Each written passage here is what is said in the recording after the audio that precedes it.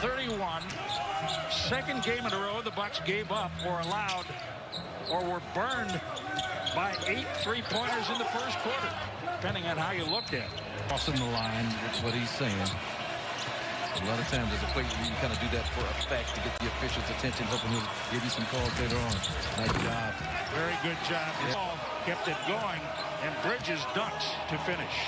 Melo is so good at that, drawing defenders, and then just has an innate sense of where that open man is going to be. Bryn Forbes hit the backside. And the reason this Hornet team gives up more spot-ups than anybody in the league is because they play more zones. So you've got to knock that down. Those open shots.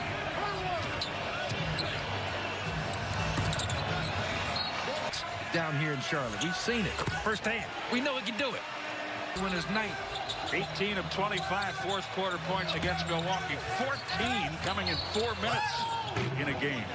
The highest in the NBA since the 02-03 season.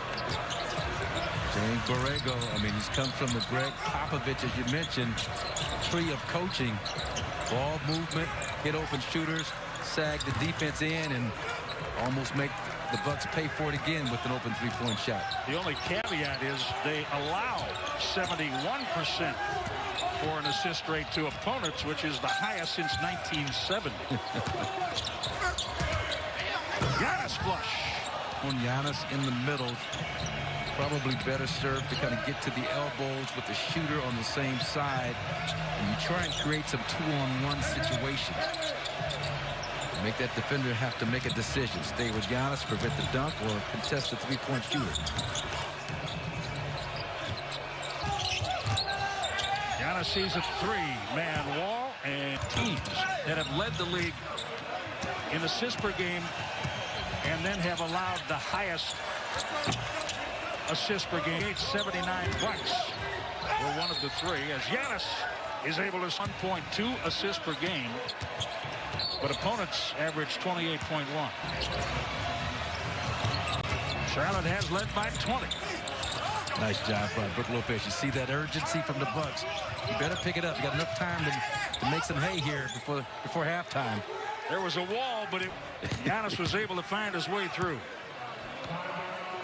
Against whomever they played, it's because of giving up some open three-pointers, and the team they're playing against knocking down an inordinate amount of threes.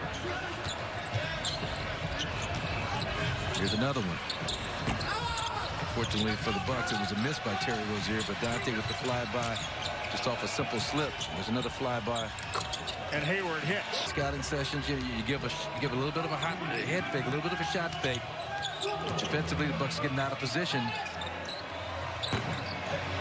What did you make of Giannis set franchise records for threes to beat us, and I can live with that? But these threes tonight are different. These are a lot of, not guarded very closely threes. Giannis has before that defense, whether it's zone or man-to-man, whatever it's going to be, can materialize. Beat Zeller down the court, not like he's a rim protector, but you really have no resistance in the restricted area. Gordon Hayward. That's a shot. He's a stop. Sometimes he'll do a little bit of a fade, but 10 to 16 feet. He's outstanding this season. Three. Can do better than that. To 120. And Mitch Kupchak took a lot of criticism. Nice. Good hustle. Now Malik Monk. Oh, that was a tough pass. Tough pass. A little bit better effort.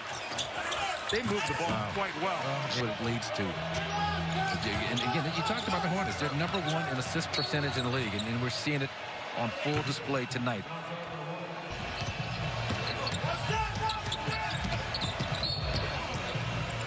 Holiday battling with LaMelo Ball. For him, trying to make reputations off of him, so he's used to being played physically. And right there, just a nice job. LaMelo Ball has 9. A lot of people question whether or not he had the chops to be a good NBA player. Second. Yeah, that's a good sign. Pat knocked one down from straight away. That time, deep corner, nice. You have known LaMelo Ball since he was, what, 11 years old? About 11 years old. Known the family since all the boys were teenagers. And, just watch LeVar set them up in an AAU situation where they just played the fastest paced style you've ever seen in your life. They'd have 300 people watching them play on their court. in him up in the corner, play 4-on-5 defensively, a 2-2 fast pace. His dad is, you know, he's a bloviating self-promoter equal to none. Don't get me wrong, and I love LeVar. But he's done an outstanding job in terms of skill development with his boys. Kind of breaking up the lob to Zeller. Where's Chris Middleton then? He finds Bobby Portis. Which is okay, but he's got to get more assertive. You know, look to try and get his own a little bit more aggressive. And he's had his hands full with Gordon Hayward a lot of this game. Wow. He's 3 for 6 on triples.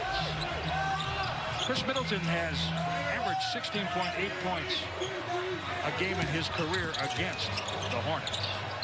Or Charlotte, or whatever they were called at the time. Drew. Great to be able to cut this thing down to 6-7 points going in at halftime. You're headed in that direction, but right now you got to sustain that focus, especially at this end, especially against three-point shooters. Hayward short up. Out of the Kumbo, 18 points, 9, now 10 rebounds. And there. Pass over the top. Chris, nice little shot fake, fly-by defender, like the Bucks have been victim to a lot in this game.